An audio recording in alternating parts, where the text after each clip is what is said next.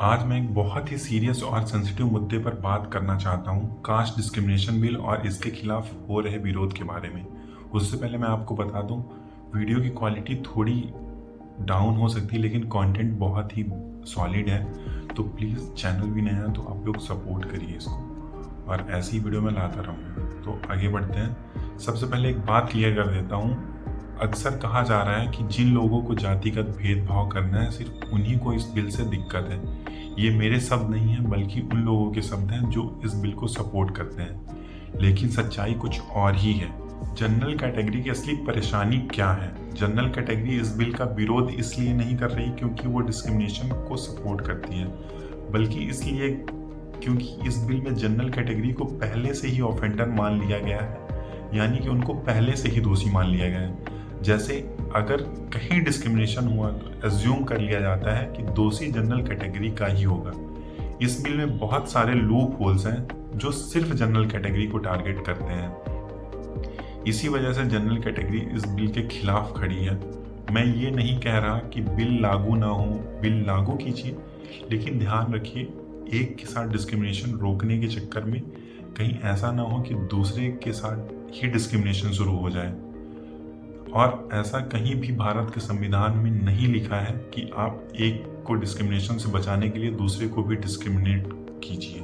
Discrimination सिर्फ एक तरफ से ही होता है क्या?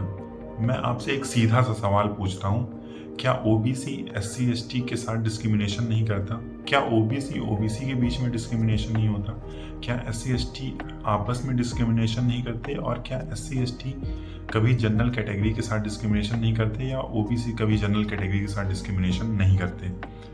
सच ये है कि डिस्क्रिमिनेशन हर जगह होता है, हर कास्ट में होता है।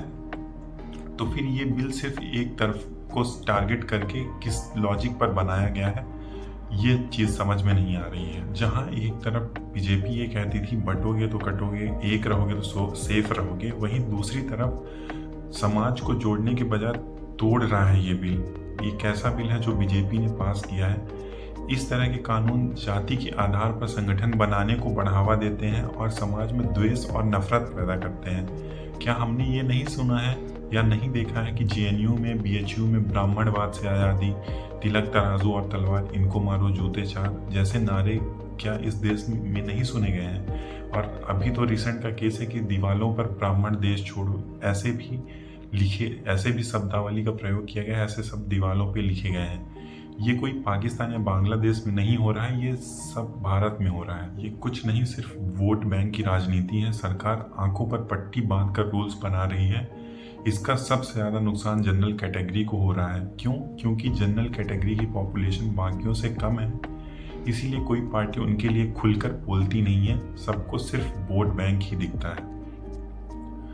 और मेन मुद्दा ये है कि फर्जी केस का रियल डर भी है, क्योंकि अगर फर्जी केस हो गए तो इसमें पिसना भी है। क्योंकि अब एक प्रैक्टिकल एग्जांपल समझिए, कॉलेज या क्लासरूम में अगर किसी स्टूडेंट को जेलसी हो जाए कि दूसरे के मार्क्स ज़्यादा आ रहे हैं, और जो जिसके मार्क्स ज़्यादा आ रहे हैं वो जनरल कैटेगरी का है, जिसके कम आ रहे हैं वो ओबीसी या एससी एसटी है, तो उसके पास दो रास्ते होंगे, मेहनत करके आगे निकलना या फिर इस एक्ट का प्रयोग करके उसको फंसाना और उसको पीछे खींचना। तो किसी भी तरह इसका प्रयोग किया जा सकता है। और इस बिल के तहत जैसे ही एससी एसटी ओबीसी से कंप्लेंट आती है, तुरंत एक्शन होता है, कमेटी बनती है, करियर रुक जाता है, रेपुटेशन बिना वेरिफिकेशन के ही ख़त्म हो जाती है। लेकिन अगर जनरल कैटेगरी कंप्लेन करे तो नो इक्वल प्रोसेस, इसमें कोई भी ना तो इक्वल प्रोसेस है, ना इक्वल अर्जेंसी है, ना इक्वल प्रोटेक्शन है। यहाँ जस्टिस इस बात पर डिपेंड करता है कि कंप्लेंट कौन कर रहा है, ना कि इस बात पर कि हुआ क्या था। तो फियर, एक तरह का इसमें फियर बढ़ता है, फियर कल्चर क्रिएट हो रहा है। इस पॉलिसी का नतीजा ये है कि स्टूडेंट एक दूसरे से बात करने से डरेंगे, टीचर से स्टूडेंट को पढ़ाने से डरेंगे, क्लासरूम, हॉस्टल, फ्रेंडशिप, हर जगह कास्ट घुस जाएगी। चुप रहना भी रिस्की हो जाएगा। ये कास्ट अवेयरनेस कम नहीं कर रहा है, बल्कि ये हर इंटरेक्शन को कास्ट बेस्ड बना रहा है।